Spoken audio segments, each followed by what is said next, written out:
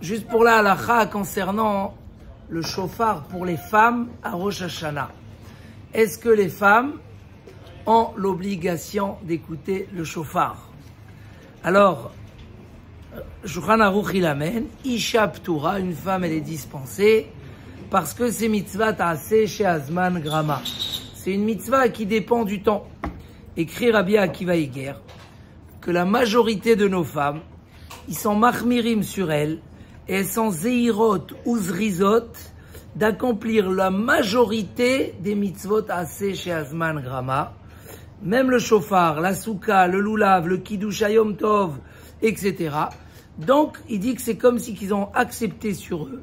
Et vu qu'ils ont accepté sur eux, ça prend un petit peu un statut d'obligation. Ça écrit le Rabbi Akiva Iger. Mais le Shulchan Aruch concernant le shofar en particulier, il dit que malgré que les femmes sont pturot, si elles veulent, elles peuvent sonner le shofar. Hein, il n'a pas écrit ça sur toutes les mitzvot. Mais le shofar, comme on verra, c'est une mitzvah que, comme a dit la Gemara, celui qui sonne pas le shofar en début d'année, alors chas v'shalom, il pleure à la fin de l'année. C'est-à-dire que écouter le shofar, c'est la protection numéro 1, où l'homme déjà, donc le shofar, il est très chachouv. Donc les femmes ont pris sur elle, mais venez, on reste sur la halacha, pas sur le moussar. Il dit le Shulchan Aruch, même si les femmes sont dispensées, elles peuvent le faire, mais ils ne font pas la bracha. Et il ne faut pas qu'un homme leur fasse la bracha. Comme ça écrit le Shulchan Aruch, écrit le Rama pour les Ashkenazim, que le minhag, c'est que les femmes elles font leur bracha, mais il ne faut pas que quelqu'un d'autre fasse pour eux la bracha du shofar. Donc on ne peut pas dire, ah moi je suis à Tachlich et à 3 femmes qui viennent demander le shofar, je leur fais la bracha. Non. D'après les Ashkenaz, elle peut faire elle la bracha. D'après les Sfarad, elle ne peut pas faire la bracha. Comme ça écrit le Kaf HaChaim, que c'est que d'après les Ashkenazim qui font comme le Rabbeinu Tam. Il dit, il y a des endroits où les Sfaradim, ils ont eu le minhag de faire la bracha.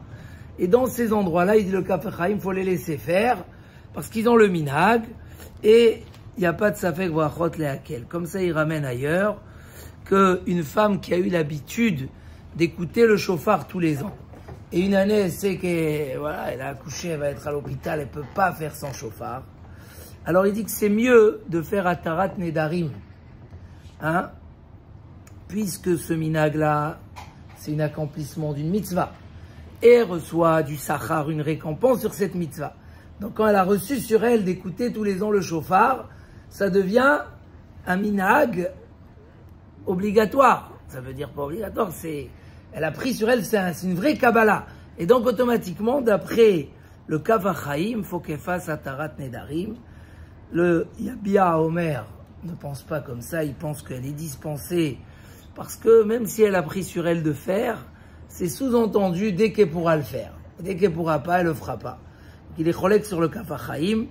Et il dit malgré tout, si quelqu'un il sait que sa femme, elle est à l'hôpital et il peut pas réveiller tous les malades en lui sonnant le shofar, alors c'est bien que, veille de Rosh Hashanah, quand on fait Atarat Nedarim, de penser à lui enlever ce neder pour qu'elle puisse ne pas écouter le shofar. Mais d'une manière générale, comme on le sait, les femmes sont très très makpidotes sur cette mitzvah. C'est une mitzvah très très chashouva, c'est la base de Rosh Hashanah. Et donc, elles sont makpidotes, mais attention, ni elle fait la bracha, ni nous on lui fait la bracha. Juste, on lui sonne ces sonneries du shofar pour la quitter parce que elle aussi, elle a besoin un peu de se réveiller. Oru yeshenim, comment il a dit le chinour, que même pendant les guerres, il fallait réveiller les gens avant la guerre pour qu'ils soient conscients du danger et de l'importance de la situation. Donc, on réveille justement pour qu'un homme se réveille à supplier à Kadosh Baruch Hu, qu'il lui pardonne ses fautes, qu'il lui donne une bonne année, qu'il est danoto les rachamim, et en cassant son yetzer hara et les ta'avot avec le shofar, il peut venir devant Hachem et il dit voilà, j'ai envie de m'approcher à toi, donne-moi les outils et les ustensiles pour que je puisse le faire Be'ezrat Hachem. Alors, Bizchut HaShofar, She'elanu Shana Tova Umvorechet, Chazak.